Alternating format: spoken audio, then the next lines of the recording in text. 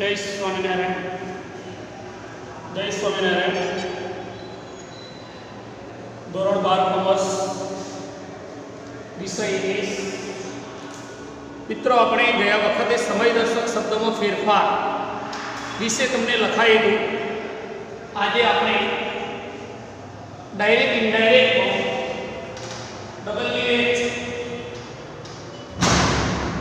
WH પ્રશ્ન વિશે, એટલે કે ઇન્ટ્રોગેટિવ પ્રશ્નો કેવી રીતે બને તેના વિશે શીખવાડીશું. તો સૌથી પહેલાં ઇન્ટ્રોગેટિવ વાક્ય ને ઇનડાયરેક્ટમાં કેવી રીતે રૂપાંતર કરવું. તો પ્રશ્નાર્થ વાક્યના બે પ્રકાર છે. એક સહાયકારક ક્રિયાપદથી શરૂ થતા, સહાયકારક ક્રિયાપદથી શરૂ થતા વાક્ય હોય તેને પણ આપણે પ્રશ્નાર્થ વાક્યમાં લઈએ. Am, is, are, was, were, do, does, did, have, has, had. આ 11 શબ્દો છે અને મોડલ ઓક્સિલિયરીના 9 છે. Shall, will, stood, would, can, could, may, might અને must. આ મિત્રો સહાયકારક ક્રિયાપદથી શરૂ થતા પ્રશ્નાર્થ વાક્ય. એમાં થોડોક નિયમ અલગ આવશે અને બીજા WH થી શરૂ થતા what, when, why એનો થોડોક અલગ આવશે. આ શબ્દો તમારી નોટબુક પર લખી લો. હવે આવા જો શબ્દોથી પ્રશ્નાર્થ વાક્ય બને તો પહેલો ફેરફાર એટલે કે સહાયકારક ક્રિયાપદથી પ્રશ્નાર્થ વાક્ય નું ઇનડાયરેક્ટ કરીએ ત્યારે સેડ ટુ ના બદલે આસ્કડ લખવું અને વાક્યને જોડવા માટે if નો ઉપયોગ કરવો.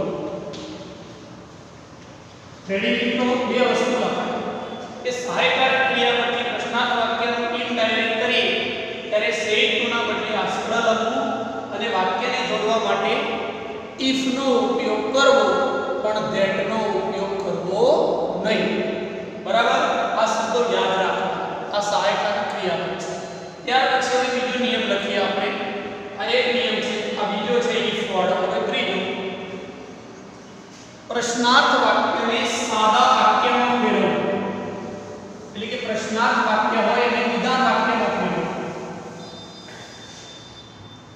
નંબર 3 અથવા 2, પ્રશ્નાર્થ વાક્યને વિધાન વાક્યમાં ફેરવવું.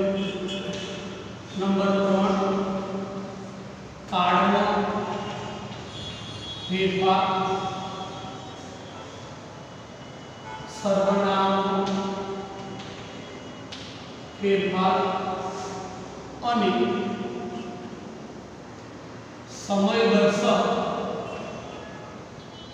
શબ્દોમાં ફેરફાર કરો. આટલું મિત્રો પહેલા લખી લો. પ્રશ્નાર્થ વાક્યને વિધાન વાક્યમાં ફેરવવા માટે જે ડુ શબ્દ આગળ આપ્યો હોય તો એને પાછળ લઈ જવું અને એને ભૂતકાળમાં ફેરવવું એટલે કામમાં ફેરફાર, સર્વનામમાં ફેરફાર, સમયદર્શક શબ્દમાં ફેરફાર કરવો અને અવતર ચિહ્ન દૂર કરવા અને અવતર ચિહ્ન દૂર કરવા અને અવતરણ ચિહ્ન દૂર કરવા, જેને આપણે ઇન્વર્ટેડ કોમા કહીએ છીએ, ઇન્વર્ટેડ કોમા દૂર કરવા અને આટલો ફેરફાર કરવો. લખાઈ ગઈ મિત્રો. હવે આપણે વાક્ય લખીએ. સહાયકારક ક્રિયાપદથી શરૂ થતા હોય તેવા પ્રશ્નાર્થ વાક્ય.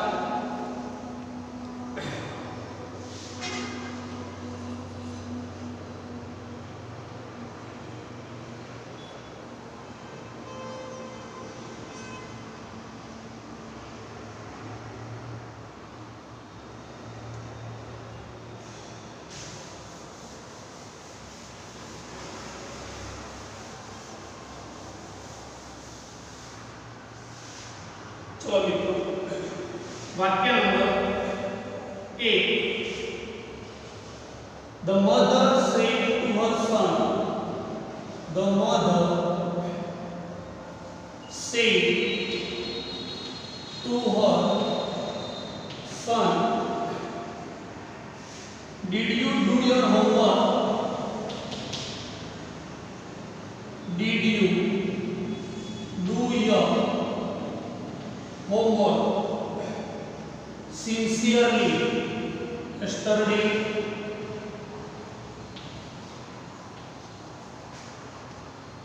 આ વાક્યમાં અવતર ચિહ્ન દૂર કરીશું મિત્રો. આપણે પ્રશ્નાર્થ ચિહ્ન જોઈ લઈશું કે પ્રશ્નાર્થ ચિહ્ન છે, પ્રશ્નાર્થ વાક્ય છે એટલે સૌથી પહેલા આપણે સેટ ટુ ના બદલે પાસ્ટ ક્રમ વાપરીશું. તો the mother asked her son. વાક્યને જોડવા માટે if, કારણ કે did થી એટલે કે સહાયકારક ક્રિયાપદથી વાક્ય આવે છે. અહીંયા you શબ્દ છે. you એટલે કોણ છે?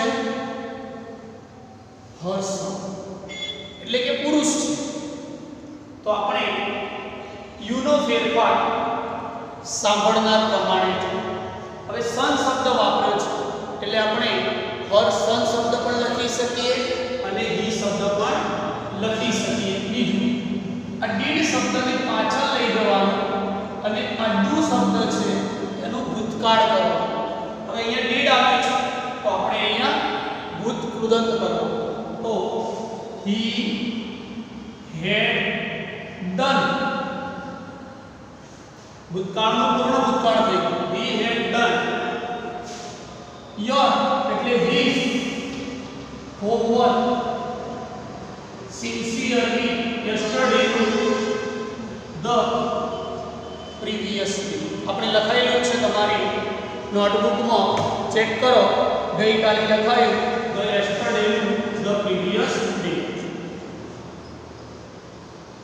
ચલો મિત્રો ફરી એકવાર સેટ ટુ નું પાસ્ટ થયું. વાક્યને જોડવા માટે if I, you નો ફેરફાર સાંભળનાર પ્રમાણે થાય એટલે છોકરો છે એટલે he મૂક્યું. ભૂતકાળનું આપણે પૂર્ણ ભૂતકાળ કર્યું. your એટલે છોકરાનું હોમવર્ક છે એટલે his કર્યું અને yesterday હતું એનું આપણે previous day કર્યું. 1 2 3 4 અને 5 અને 6 ફેરફાર થયા. 2 3 4 5 અને 6 ફેરફાર થયા એટલે એક વાક્ય બન્યું. આ રીતે આપણે ધ્યાન રાખવું. હવે આપણે બીજું વાક્ય લઈએ.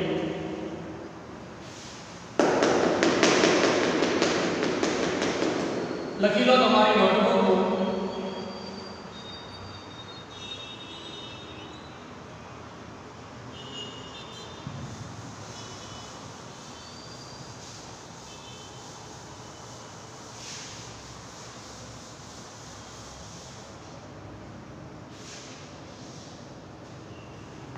Number 2.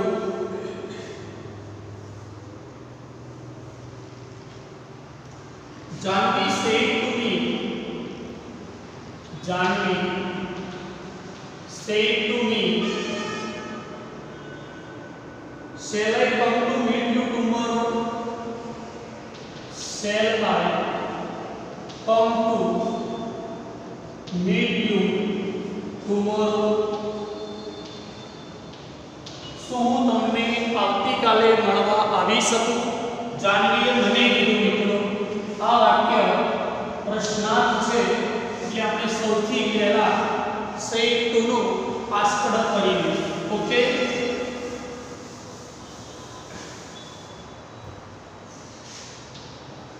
જાનવી આસ્કડ મી વાક્યને જોડવા માટે ઇફ, કારણ કે સહાયકારક ક્રિયાપદ છે. સહાયકારક ક્રિયાપદ હવે પાછળ જશે, આઈ આગળ આવશે, આઈ નો ફેરફાર બોલનાર પ્રમાણે થાય. તો જાનવી છે એટલે આપણે સી કરીશું અને શેલ નું અને વિલ નું ઇનડાયરેક્ટ માં would, she would come to meet me. You know me થશે, કારણ કે I come to meet you. you શબ્દ છે, you કોના માટે વપરાયો છે? મારા માટે. એટલે meet me tomorrow, the next day. આ રીતે મિત્રો વાક્ય લખી લો. Janvi asked me if she would come to meet me the next day. Ready? લખાઈ ગયું?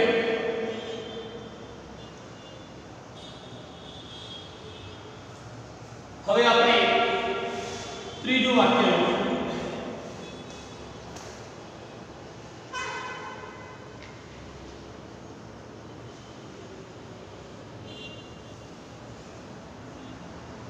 ચલો મિત્રો લખાઈ ગયું.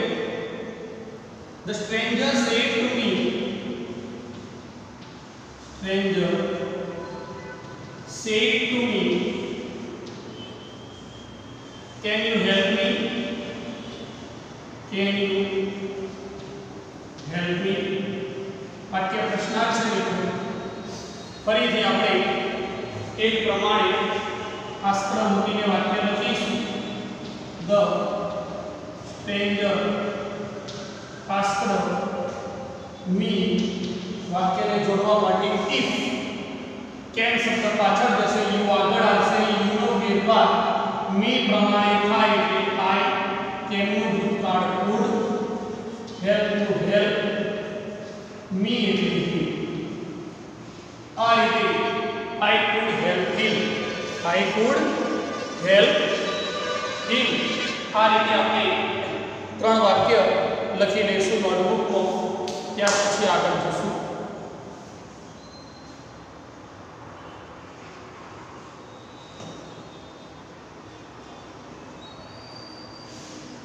હજુ આપણે બીજા બે વાક્ય લખી લઈએ. આવતીકાલે આપણે WH પ્રશ્ન વિશે ચર્ચા કરીશું. લખી લો નોટબુકમાં.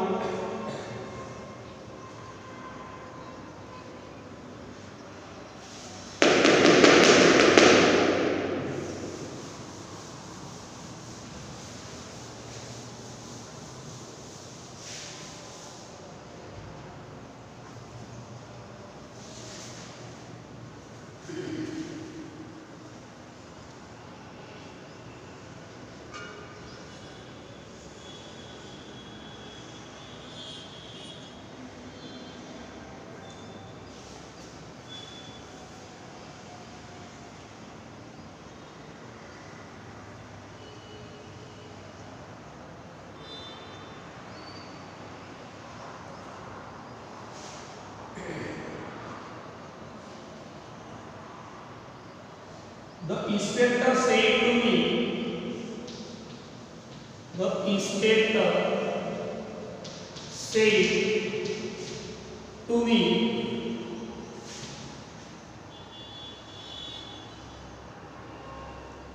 have you got the papers? Have you got the papers of your new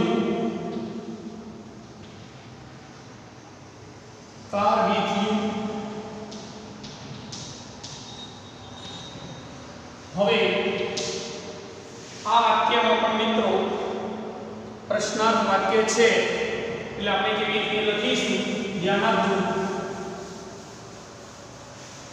પ્રશ્નાર્થ ચિહ્ન જોડતાની સાથે જ સેટ ટુના બદલે આસ્કડ લખવાનું ભૂલાય નહીં.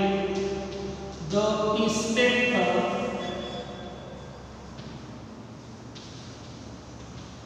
asked me if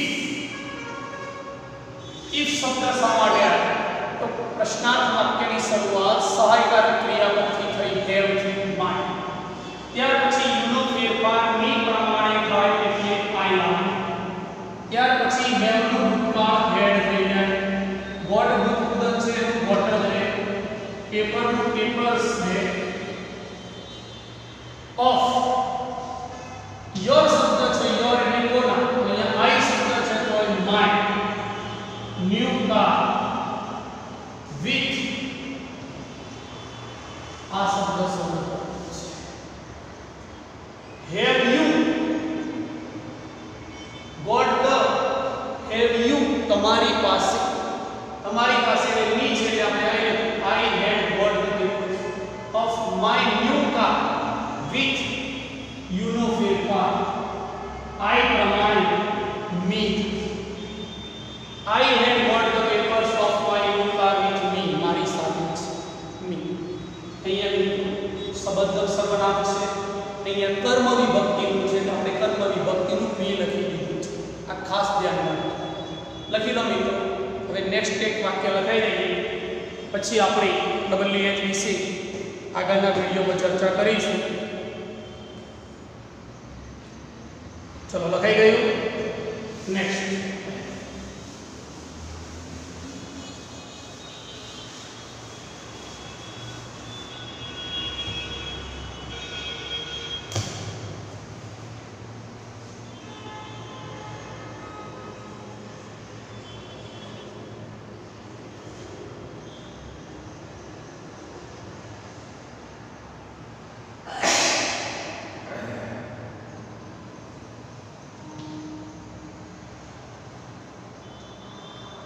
Selja said to me,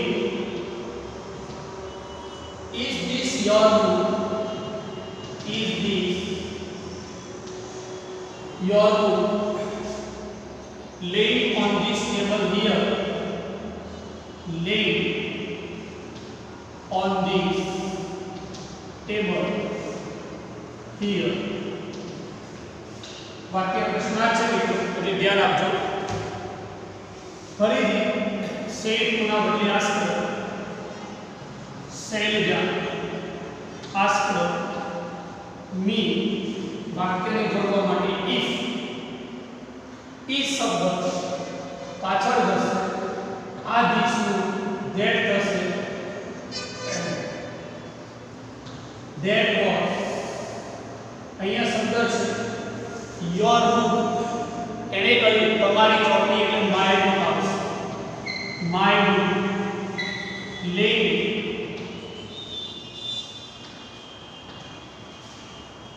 on this નું that થશે.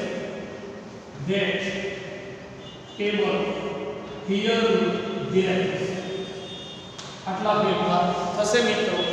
એટલે લખી લો ફરી એકવાર.